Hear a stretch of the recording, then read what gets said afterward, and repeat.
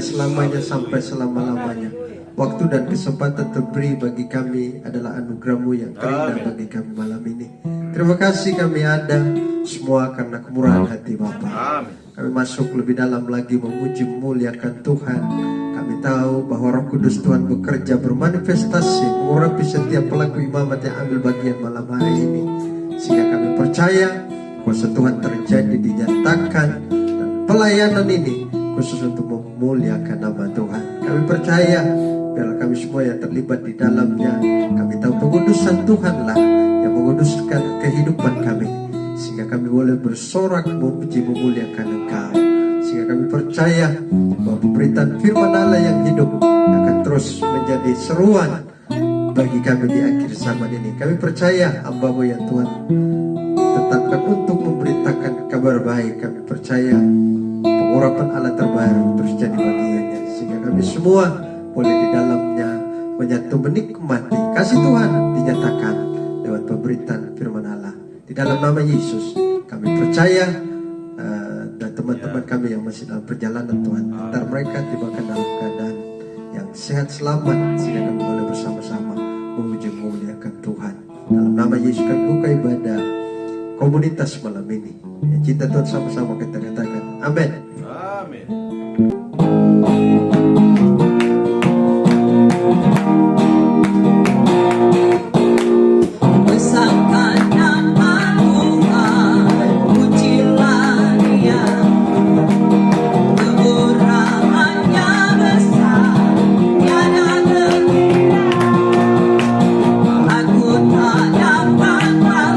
Betapa besar kasih-Nya.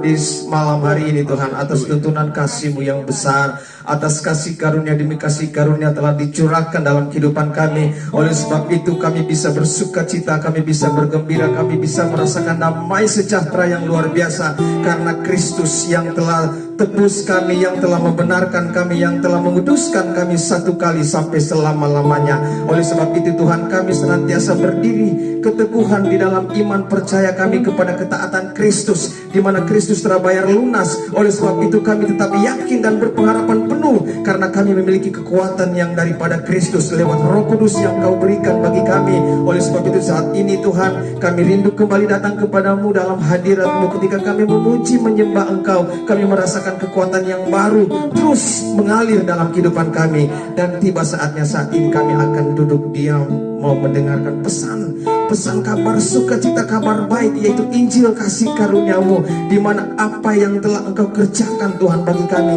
Dan saat ini biarlah Roh Kudus mengurapi setiap kami masing-masing, menuntun kami kepada seluruh kebenaran untuk memperlengkapi orang-orang kudus bagi pekerjaan pelayanan, bagi pembangunan tubuh Kristus, sampai kita semua telah mencapai kesatuan iman dan pengetahuan yang benar tentang anak Allah, kedewasaan penuh dan tingkat pertumbuhan yang sesuai dengan kepenuhan Kristus. Terima kasih Bapa, di dalam nama Yesus Kristus. Mari umat Tuhan yang siap belajar dan dengar firman Kristus saat ini, bersama-sama kita katakan amin. Puji nama Tuhan. Dipersilakan duduk. Salam sejahtera untuk kita sekalian. Shalom. Puji Tuhan. Beberapa minggu yang lalu kita ada absen karena dengan kegiatan kesibukan ya, beberapa minggu yang lalu. Nanti minggu kedua dan saat ini kita bisa berjumpa kembali, dan kita bersyukur di saat ini kita bisa dipersatukan kembali untuk saling meneguhkan tentang kebenaran firman Tuhan, tentang firman Kristus, yaitu kasih karunia Tuhan. Saya Bapak Ibu Saudara, tadi biasanya kalau ditunjuk untuk berkhotbah biasanya saya ada persiapan ya, tetapi apa yang disampaikan Pak Kordi tadi, di mana kita harus siap sedia kapan saja bisa menyampaikan firman Tuhan. Dan tiba-tiba saya diberikan satu firman mengingatkan saya, dan firman ini belum pernah saya sampaikan, belum pernah saya beritakan, tetapi ini diingatkan Tuhan kembali, di mana dasar daripada komunitas ini adalah Injil kasih karunia. Dan di sini saya akan mencoba kita belajar di dalam kitab Yohanes pasal yang ketiga, ayat 1 hingga ayat yang ke-20. Dan pembacaan selanjutnya dalam Yohanes pasal yang keempat, ayat 3 hingga ayat yang ke-15. Nah, di sini setelah saya merenungkan kebenaran firman Tuhan, Tuhan mengingatkan saya ada dua perikop yang pembacaan dalam perjanjian baru ini yang berdekatan ini mengingatkan kita akan kasih karunia Allah dan hukum Taurat. Ya, Bapak Ibu Saudara yang diberkati oleh Tuhan, di mana sejauh ini ya, saya pribadi, jujur saya pribadi memiliki kesaksian, di mana dulu saya memahami tentang hukum Taurat dan kasih karunia itu, saya campur-campur kalau saya menyampaikan firman. Tapi puji Tuhan, Tuhan bukakan bagi saya, di mana Injil kasih karunia itu adalah kebenaran yang sejati. Yang setuju katakan amin. Haleluya. Karena firman Tuhan berkata dalam Roma 3 ayat 20. Roma 3 ayat 20 bilang begini, sebab tidak ada seorang pun yang dapat dibenarkan di hadapan Allah oleh karena melakukan hukum Taurat. Karena justru oleh hukum Taurat lah orang mengenal dosa. Haleluya. Haleluya. Efesus pasal 2 ayat 8 sampai 9 berkata, sebab karena kasih karunia kamu diselamatkan oleh iman. Itu bukan hasil usahamu, tetapi pemberian Allah. Itu bukan hasil pekerjaanmu. Jangan ada orang yang memegahkan diri. Haleluya. Bapak Ibu Saudara yang diberkati oleh Tuhan, seperti kita tahu bersama bahwa hukum Taurat itu adalah di mana manusia memperjuangkan dirinya untuk mencari keselamatan, mencari perkenanan Tuhan, mencari sesuatu yang upaya lewat usahanya sendiri. Tetapi Allah berkata bahwa tidak ada seorang pun dibenarkan oleh karena melakukan hukum Taurat, ya. Tetapi orang dibenarkan oleh karena iman, diselamatkan oleh karena iman, dan itu adalah pemberian kasih karunia. Yang setuju katakan amin. Nah, makanya di sini Bapak Ibu Saudara, Kalau kita melihat konteks dalam Yohanes pasal yang ketiga ini dan Yohanes pasal yang keempat, di sini tidak ada yang kebetulan Tuhan memberikan dua ayat yang berdampingan ini. Kita bisa melihat di mana ada sisi hukum Taurat dan di mana ada sisi kasih karunia, Bapak Ibu Saudara. Ya, orang semua tahu, orang semua yakin dan percaya bahwa dalam catatan Yohanes pasal 15 ayat 5 berkata bahwa akulah pokok anggur dan kamulah, kitalah ini adalah ranting-rantingnya. Barang siapa tinggal di dalam aku dan aku di dalam dia, ia berbuah banyak. Sebab di luar aku kamu tidak dapat berbuat apa-apa.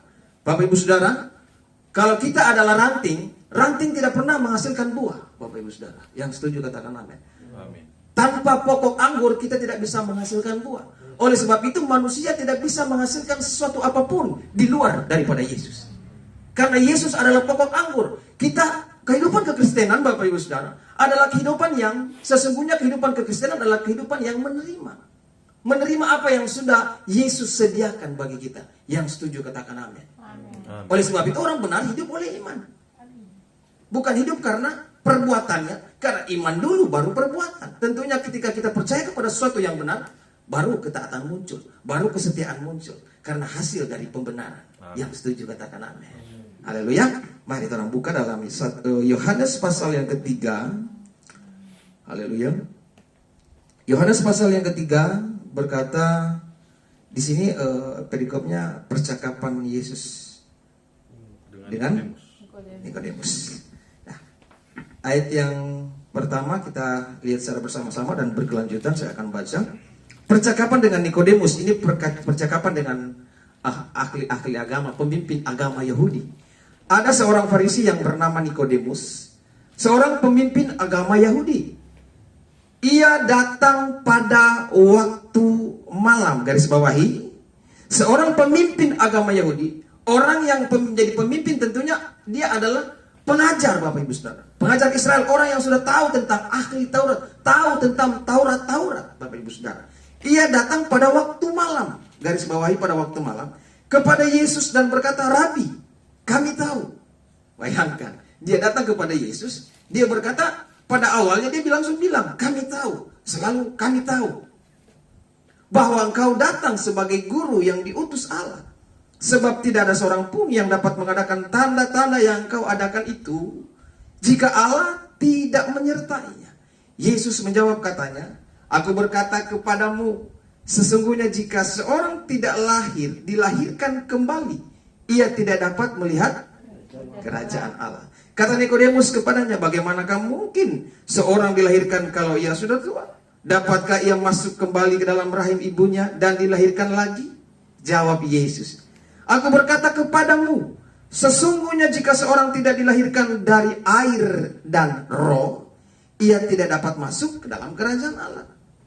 Apa yang dilahirkan dari daging adalah daging, dan apa yang dilahirkan dari roh adalah roh.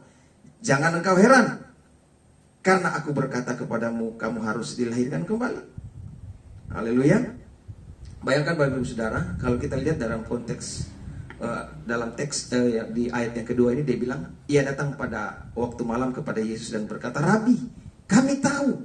Diawali dengan kami tahu. Itu orang kalau ahli Taurat dan orang Farisi selalu dia sok tahu, Bapak Ibu Saudara. Padahal dia tahu banyak apa.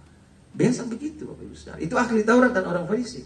Pertanyaan demi pertanyaan yang selalu disampaikan kepada Yesus di dalam kitab Injil keseluruhan ini, mereka selalu menjebak Yesus, mencari kesalahan Yesus. Dia bilang, kami tahu. Setelah Yesus menjelaskan ke bawah ini, dia ini tahu apa-apa. Oleh sebab itu Yesus bilang, ngana mesti lahir dari air dan roh, ngana mesti baptis, pengen tahu. Begitu, itu dalam konteks ini Bapak Ibu Saudara, ya. Kalau orang nanti orang akan melanjut sebentar, orang bisa melihat Bapak Ibu Saudara dalam konteks Yohanes 3 ini adalah konsep hukum Taurat, Bapak Ibu Saudara, ya. Di mana orang yang selalu sok tahu, orang yang merasa dia tahu, ya, tidak dibenarkan oleh Yesus, Bapak Ibu Saudara. Tetapi dalam Yohanes pasal yang keempat kita bisa melihat, Yohanes pasal yang keempat ini bicara tentang percakapan dengan perempuan Samaria, ya. Kalau kita bisa baca dari ayat yang ke-1, ketika Tuhan Yesus ayat yang ketiga, ia pun meninggalkan Yudea dan kembali ke Galilea. Ayat yang keempat, ia harus melintasi daerah Samaria. Kalau kita melihat pembacaan ini Bapak Ibu Saudara, Yesus sebenarnya dia bisa langsung lewat jalur lain Bapak Ibu Saudara. Tetapi ini tidak ada yang kebetulan, ya. Ia harus melintasi daerah Samaria karena Yesus tahu ada seseorang yang membutuhkan Yesus di sana, yaitu perempuan Samaria ini. Dan kita akan lihat selanjutnya ayat yang kelima. Maka sampailah ia ke sebuah kota di Samaria yang bernama Sikar, dekat tanah yang diberikan Yakub dahulu kepada anaknya Yusuf.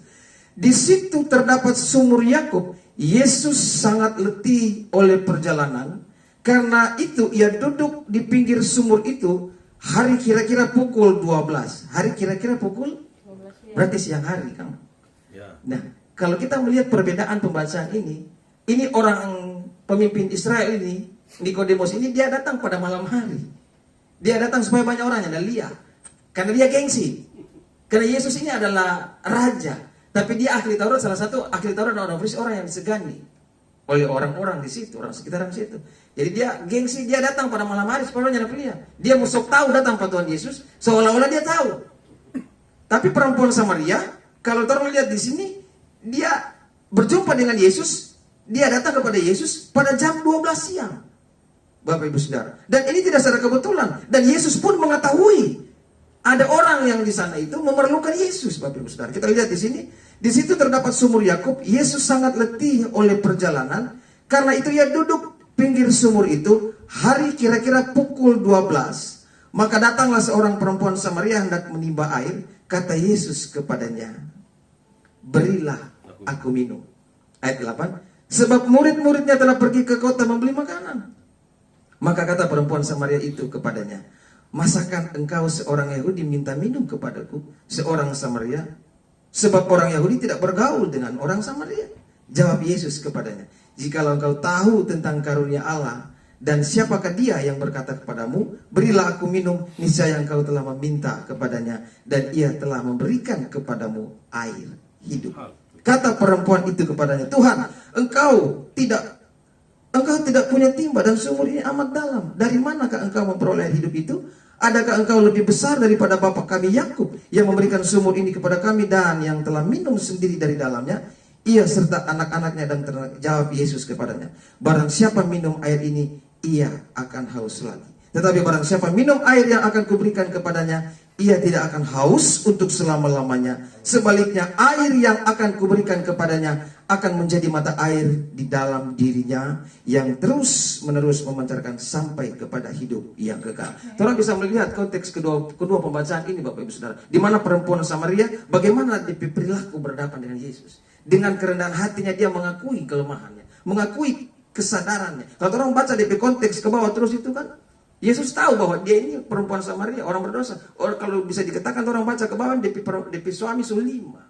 So bermacam sekali banyak macam kesalahan dia Bapak Ibu Saudara. Tetapi kalau dalam konteks Yohanes 3 itu, ahli Taurat dan orang Farisi itu, dia musuh tahu bahwa Tuhan Yesus. Akhirnya Yesus saja menjawab bagi dia hanya mengerti dengan apa yang penjelasan oleh Yesus. Tapi berbeda dengan perempuan Samaria ini, dia datang dengan kerendahan hati, mengakui segala kesalahannya. Di situ baru Yesus bisa menerima, bisa membenarkan dia. Itu konteks perbedaan. Mungkin kita bisa melihat dari Yohanes pasal yang ketiga dan Yohanes pasal 4. Ini adalah dua perbedaan yang dinyatakan oleh Yesus, di mana ketika kita hidup di bawah kasih karunia dan kita hidup di bawah hukum Taurat, itu ada dua perbedaan. Orang yang selalu rendah hati, yang selalu merasa tidak mampu, dan dia membutuhkan Yesus, dia membutuhkan kasih karunia, di situ Tuhan nyatakan kuasa dan memberikan pengertian dan pemahaman yang benar tentang sang pribadi Yesus. Tetapi orang yang merasa diri benar, orang yang sok tahu, orang yang merasa lebih benar daripada orang lain, itu tidak dibenarkan oleh Yesus. Karena Yesus mau kerendahan hati. Orang yang merasa dirinya tidak mampu, di situ seperti Rasul Paulus berkata, kasih karunia cukup bagimu. Di dalam kelemahanku justru kuasa Tuhan menjadi sempurna. Yang setuju katakan amin.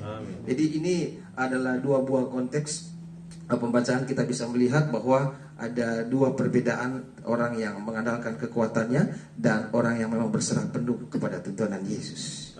Oleh sebab itu dalam 2 Korintus 12 ayat 9, tetapi jawab Tuhan kepadaku, cukuplah kasih karuniaku bagimu, sebab justru dalam kelemahanlah kuasaku menjadi sempurna. Sebab itu terlebih suka aku bermegah atas kelemahanku, supaya kuasa Kristus turun menaungi aku. Injil Bapak Ibu Saudara bukanlah sekedar nasihat tentang apa yang harus kita lakukan, melainkan kabar baik tentang apa yang telah Yesus perbuat bagi manusia. Inilah yang membebaskan, inilah yang mengubahkan hidup manusia. Kabar baik ini memberikan pengharapan bagi kehidupan yang lebih bermakna dan memberi keberanian untuk menghadapi tantangan hidup, karena keselamatan dan pemulihan itu semua berasal daripada Allah. Yang setuju katakan amin. Beri kemuliaan yang paling meriah bagi nama Tuhan. Amin. Firman Tuhan. Nanti seputaran konteks ini kita bisa lanjutkan sebentar pada dialog bersama. Ya, mungkin ada tambahan atau mungkin ada pertanyaan seperti apa, nanti kita akan lanjutkan sebentar. ada yang disampaikan, ada yang ditambahkan, ada yang diteguhkan. Kita bukan saling menggurui, saling merasa lebih benar, lebih pintar, tidak. Tapi kita saling melengkapi satu dengan yang lain, sehingga kekayaan Kristus menjadi bagian kita semua. Ya, makanya ada 12 rasul, ada pemakaian yang berbeda-beda dalam jawatan-jawatan roh yang Tuhan percayakan. Rasul Paulus lebih kepada non-Yahudi, ya. Rasul Petrus kepada kaum Yahudi.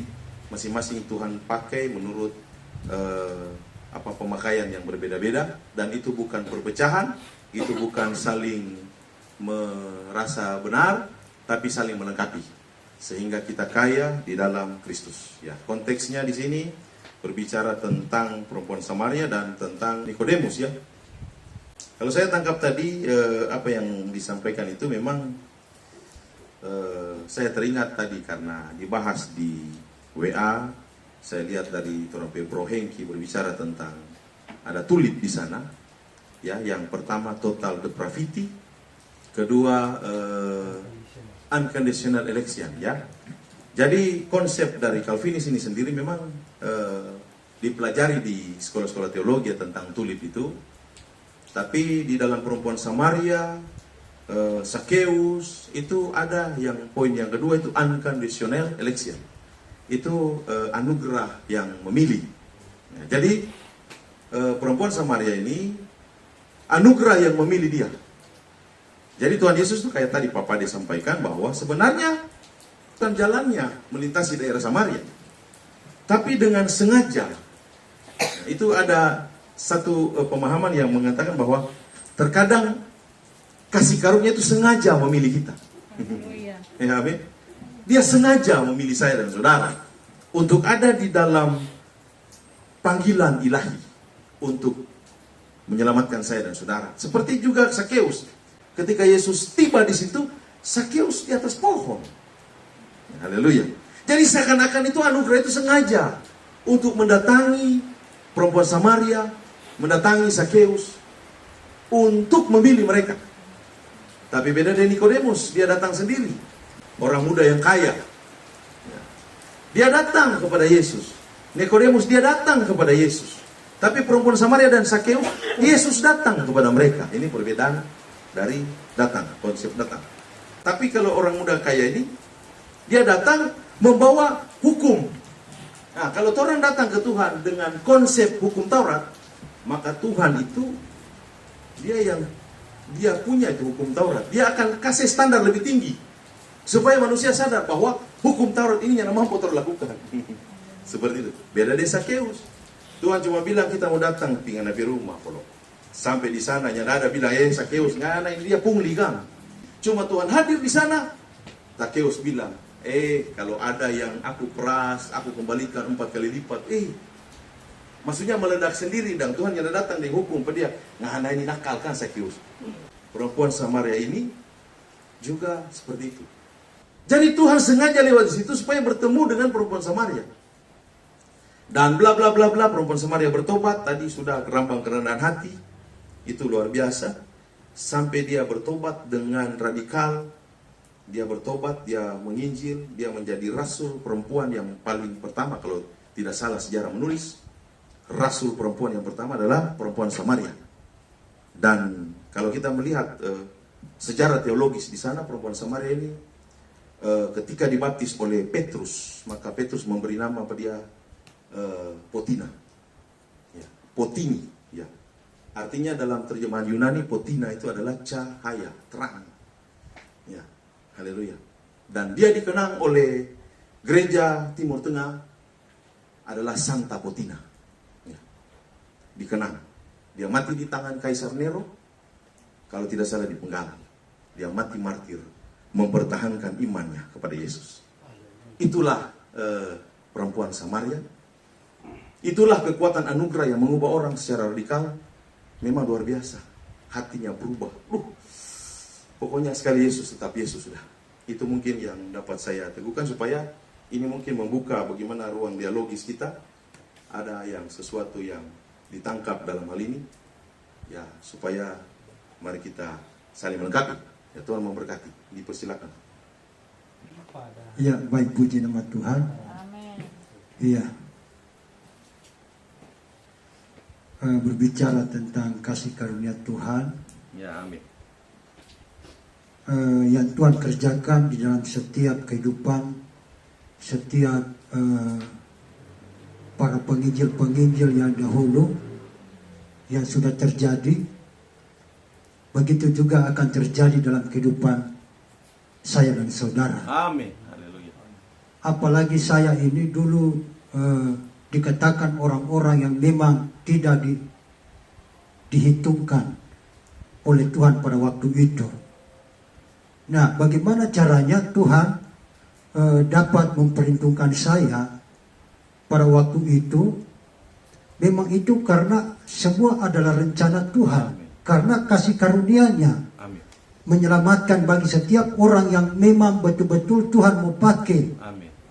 Apalagi di zaman sekarang ini, Tuhan memakai orang yang memang Tuhan perlukan, Tuhan butuhkan. Tidak semuanya Tuhan mau pakai. Ya. Iya.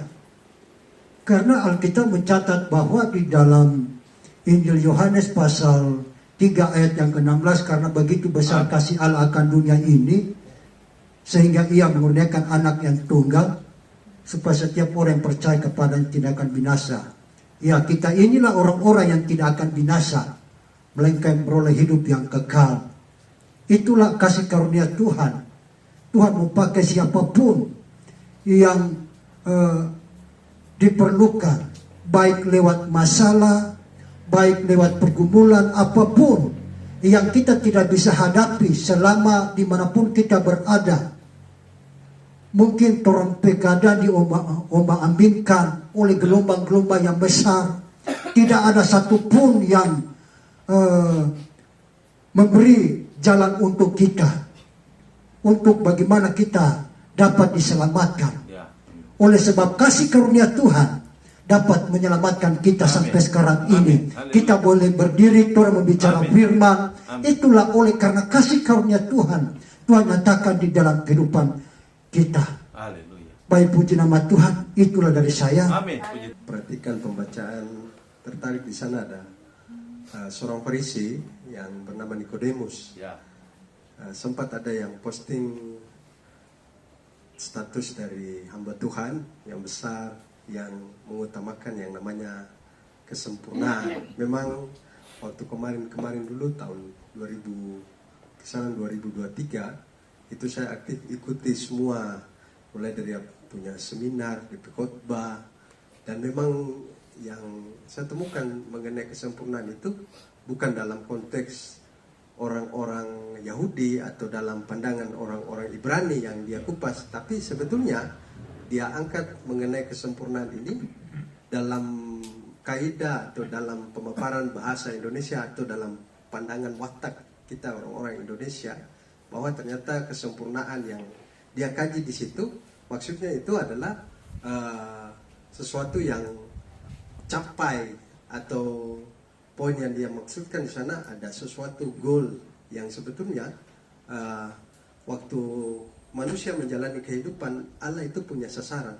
Kesempurnaan yang dimaksudkan di situ artinya itu harus sesuai dengan sasaran Tuhan, bukan berarti kemudian menjadi sempurna, poinnya harus seperti Allah, penguasa. Sehingga sebetulnya standar manusia itu harus mengerti, nah itu tujuan Allah itu apa di dalam dunia. Sehingga yang dipaparkan itu, kalau kita baca lihat dalam Injil Matius, semua di sana dijelaskan tentang khotbah di bukit. Menarik tadi karena kalau ketika orang datang dalam konteksnya dia punya hukum, maka pasti Yesus akan memberikan ada standar yang dinaikkan. Itu juga merupakan bagian dari ungkapan Yesus, bukan ditujukan kepada banyak orang, tetapi justru ada banyak pendengar-pendengar pada waktu itu, mereka yang justru merasa diri, mereka adalah seorang pelaku hukum yang luar biasa, yang cukup baik. Kalau kita lihat, makanya bagi orang-orang dalam Matius pasal 5, berbahagialah engkau, yang standarnya sebetulnya orang-orang yang susah, orang-orang yang sederhana,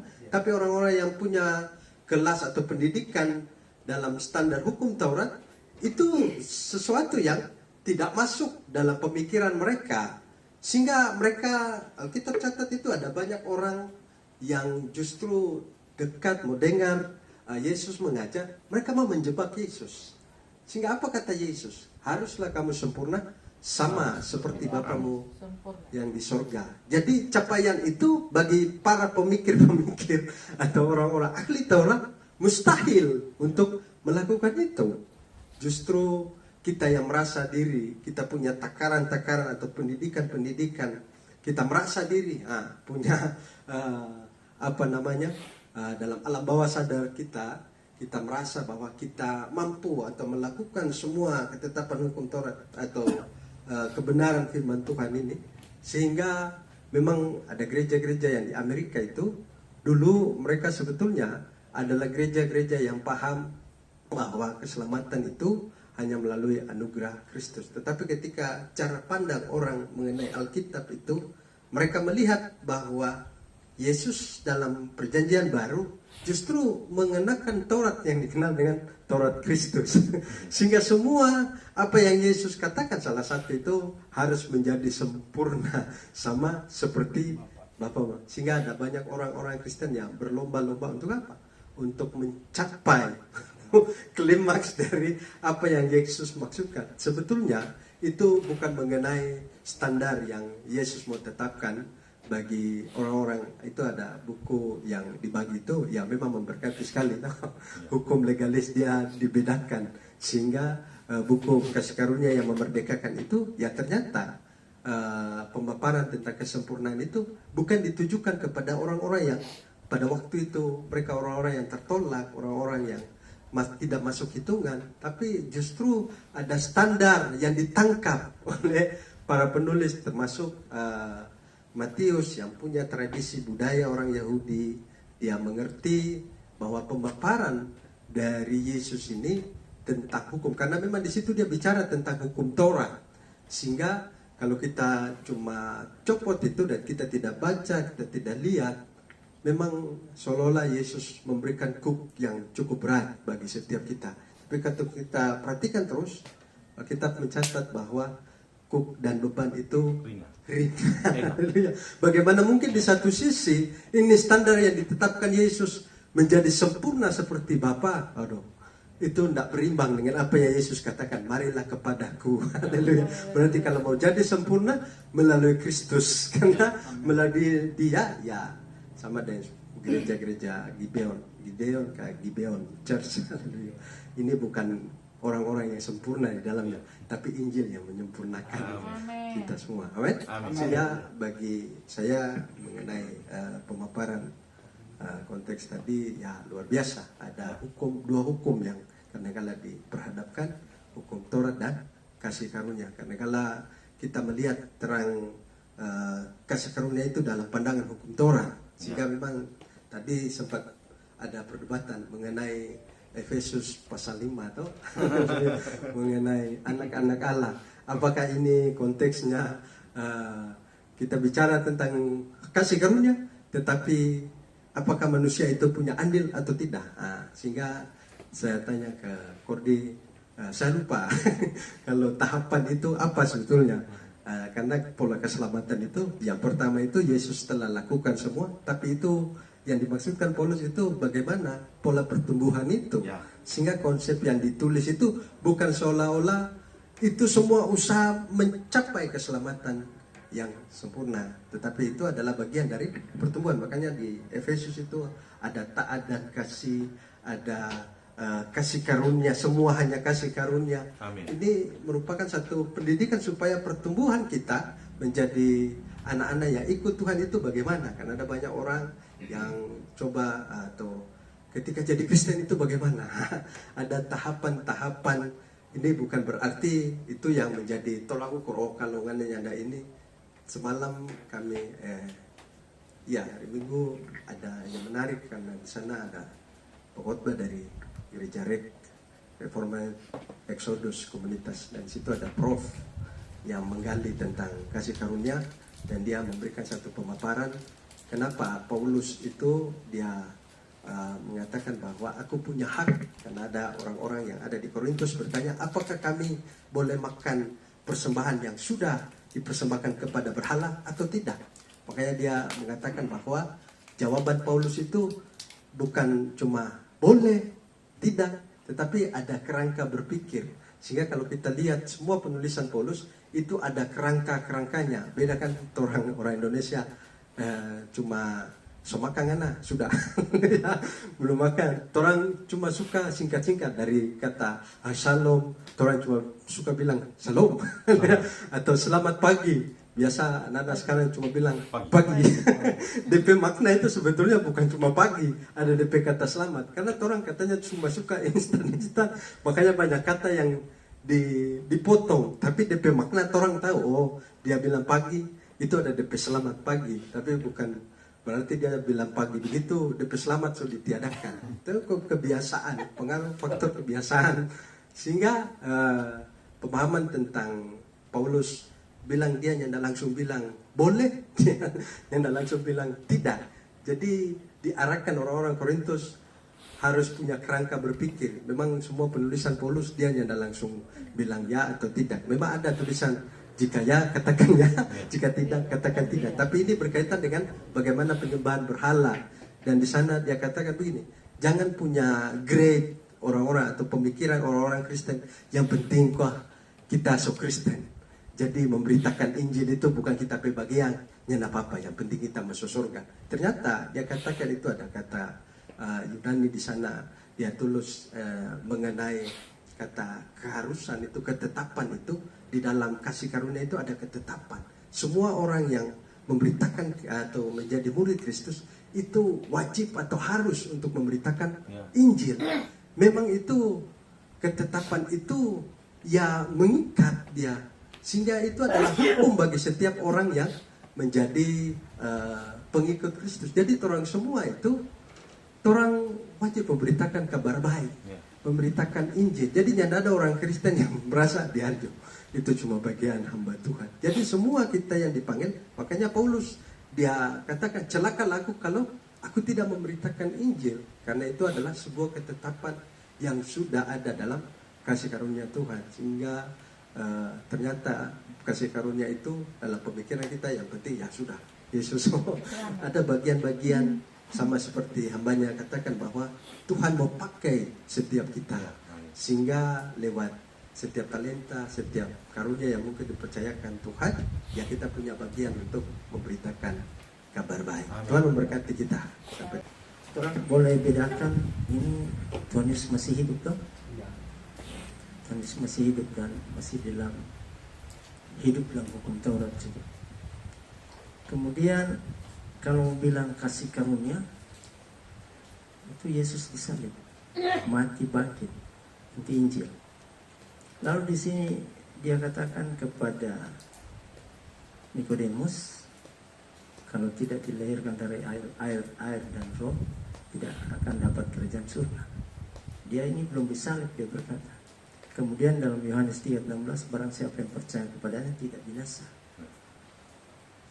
Percaya kepada Yesus. Kalau kita sekarang percaya kepada Yesus, tidak binasa karena so nyata Yesus bangkit. Nah, ini bagaimana orang bincang-bincang tentang Yesus belum disalib ini. Sehingga kita sungguh-sungguh percaya. Ini dia bicara dia belum disalib. Coba orang ada pemahaman, silakan.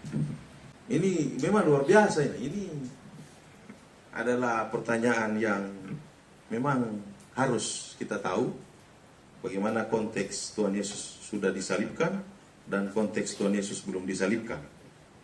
Ya. DP pertanyaan bagaimana Pak?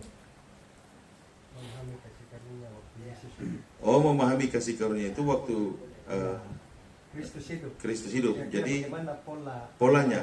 ya, Jadi keselamatan. ya, kembali lagi, apakah Tuhan Yesus sedari dia lahir, perjalanannya itu kan tidak diceritakan, nanti diceritakan ulang umur berapa, usia berapa. Itu kan, apakah itu tidak satu paket sampai dia disalibkan? Ya, apakah kita harus kotak-kotak? Itu mungkin kan? Kalau dia belum disalibkan, ini bagaimana konteksnya? Kalau dia sudah disalibkan, bagaimana konteksnya? Tuh, begitu. Relevansi dari dia sudah disalibkan, kalau kita ini kan memang lengkap karena dia sudah disalibkan. Ya. Bagaimana dengan belum disalibkan? Mungkin begitu ya Pak. Ya. Apakah itu berbeda atau ketika dia belum disalibkan itu adalah satu kesatuan yang tidak bisa dipisahkan sebenarnya? Tahu?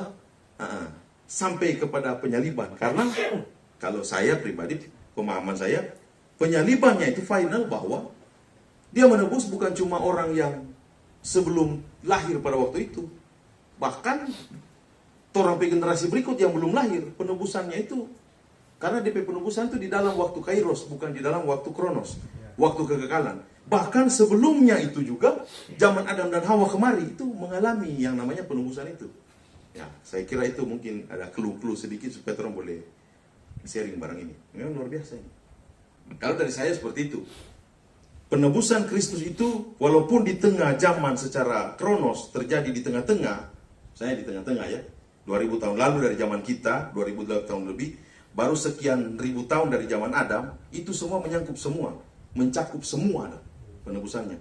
Baik dari zaman Adam maupun dari sampai zaman generasi orang belum lahir, penebusannya itu kekal sifatnya.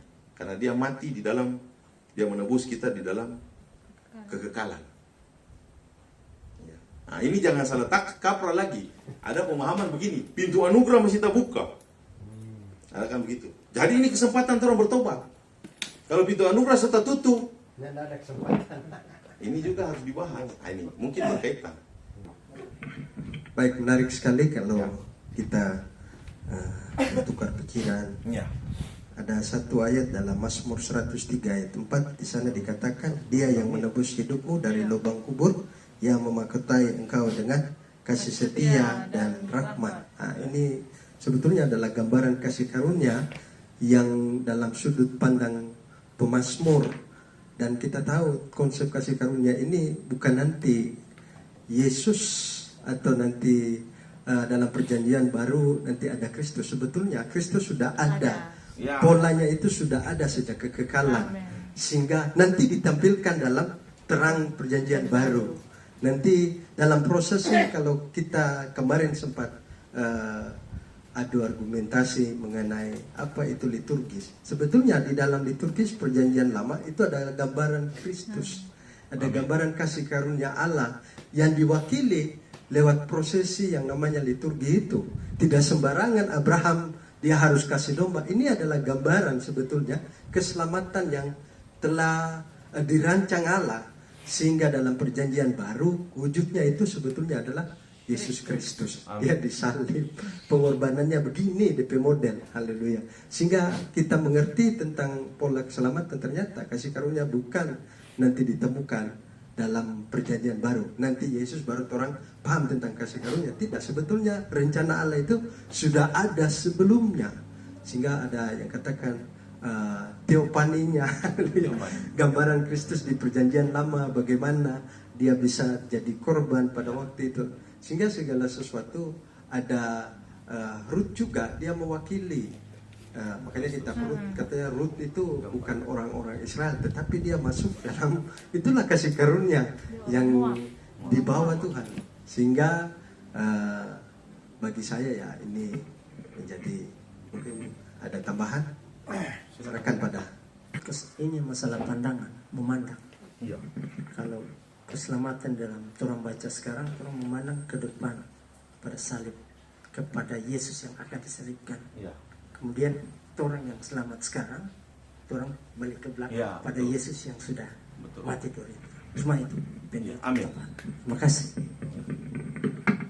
Mungkin Pak di semua closing statement ini memang hasil dari pembahasan dialog tentang kebenaran firman Tuhan, Injil, kasih karunia dan hukum Taurat pada malam hari ini begitu luar biasa panjang. Memang tentunya kita melihat secara tangkapan-tangkapan dari umat Allah maupun orang yang belum percaya kepada Yesus penting sekali untuk bisa memahami ini, karena ini berbicara tentang kebenaran Yesus Kristus. Memang kalau secara sederhana Pak menjelaskan, Pak bersyukur di Torang P komunitas ini ada beberapa hamba-hamba Tuhan yang dipakai Tuhan luar biasa.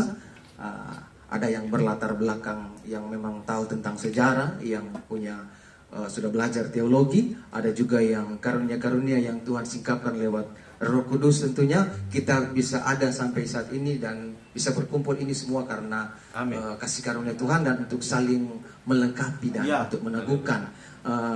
Pada mau closing statement, memang tentunya Bapak Ibu Saudara, kalau kita orang mengkaji ini Alkitab ini dengan berbagai latar belakang penulisannya, kalau memang secara pada pemahaman, memang kalau Alkitab ini kalau orang baca secara konsep, secara naratif, mungkin orang bisa memahami bahwa di dalam keseluruhan Alkitab dari Perjanjian Lama sampai pada Perjanjian Baru ini tidak lain, tidak bukan, semuanya berbicara tentang Yesus Kristus dan apa yang sudah Yesus kerjakan. Walaupun mungkin pertanyaannya tadi mungkin berbicara tentang Yesus sudah salib dan Yesus belum, tetapi kalau orang baca secara naratif ini Alkitab ini semua dia berbicara tentang Yesus dan apa yang Yesus lakukan. Memang waktu di dalam Perjanjian Lama Yesus masih belum ada, tetapi Yesus itu adalah bentuk sebagai cerita, gambaran dan sebagai tokoh yang ada di sana. Kalau orang baca secara naratif itu, pasti orang bisa mendapati bagaimana kasih karunia itu sudah ada semenjak sebelum. Kira-kira seperti itu, Kang. Nah, memang perlu dijelaskan itu secara terperinci dan semua orang yang ada dalam ini diperlengkapi Tuhan luar biasa. Karena mungkin yang menjadi pendengar ini intinya kan ada pertanyaan-pertanyaan yang lebih, ya semua dijelaskan di tempat ini. Nah, kalau kembali lagi kepada konsep tadi, memang artinya konsep keselamatan itu ada orang Kristen yang mungkin cuma berpikir, oh, nggak apa-apa kok, orang jadi orang Kristen, Yesus kerjakan semua, orang selamat, nggak perlu. Tapi orang lupa. Satu catatan bagi orang bahwa Yesus bukan hanya berbicara keselamatan itu, keselamatan yang artinya hanya memindahkan orang dari neraka ke surga ketika orang percaya, orang langsung ke surga. Tapi ingat, orang masih hidup di dalam dunia yang sudah jatuh dalam dosa. Kalau bicara konteks keselamatan itu adalah soteria, artinya keselamatan itu bukan hanya memindahkan orang dari neraka ke surga, tapi keselamatan itu bicara tentang pemulihan, bicara tentang kesehatan, bicara tentang kesembuhan, bicara tentang kemerdekaan yang sesungguhnya yang orang dapati lewat Injil kasih karunia Tuhan. Agar supaya memang orang damai sejahtera, sukacita itu melimpah. Karena memang masih banyak orang Kristen yang jadi pertanyaan, kenapa masih banyak ketertekanan, banyak masalah, masih depresi, masih hidup di bawah tekanan. Oleh sebab itu orang butuh Injil kasih karunia. Karena Alkitab berkata di dalam catatan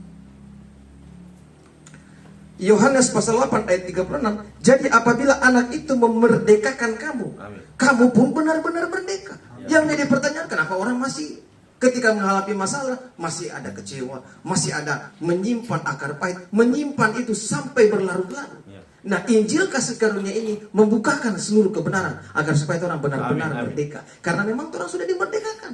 Hanya menjadi masalah, kenapa orang belum merdeka? Oleh sebab itu, buka hati untuk Injil kasih karunia Tuhan. Karena di bawah hukum Taurat, orang akan selalu ada pendakwaan dan tuduhan. Karena orang mengandalkan orang kekuatan. Tapi di bawah kasih karunia, orang berserah penuh kepada apa yang setelah Yesus kerjakan di atas kayu salib, dan orang beriman, orang percaya sungguh-sungguh, di situ kemerdekaan terjadi. Beri kemuliaan yang paling berharga Tuhan.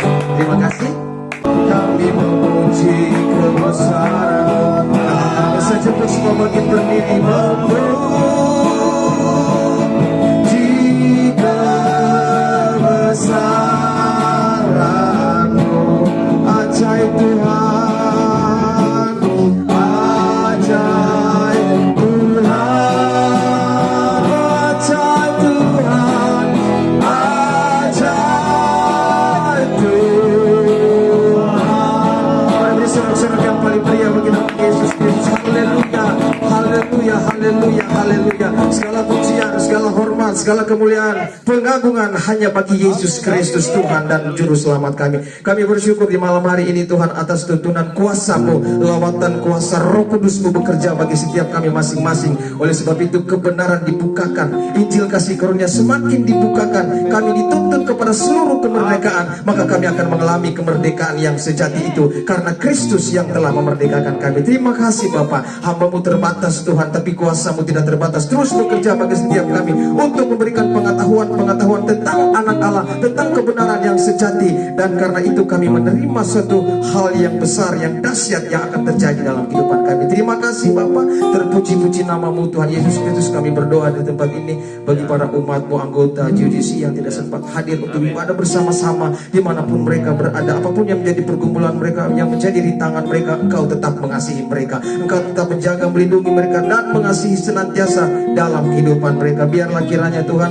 di minggu depan kami bisa berjumpa bersama-sama, bersekutu memuji muliakan nama Tuhan yang besar. Terima kasih Bapa, hamba terus berdoa bagi komunitas ini, Engkau pakai Tuhan, Engkau utus para umat, para hamba-hamba Tuhan untuk bisa berkumpul, karena kami percaya Tuhan, sebelum segala sesuatu terjadi, Injil harus diberitakan kepada seluruh dunia, maka Tuhan akan dipermuliakan, banyak orang yang akan dimenangkan, banyak jiwa yang akan diselamatkan. Untuk puji, hormat, kemuliaan akan nama Tuhan. Terima kasih Bapak.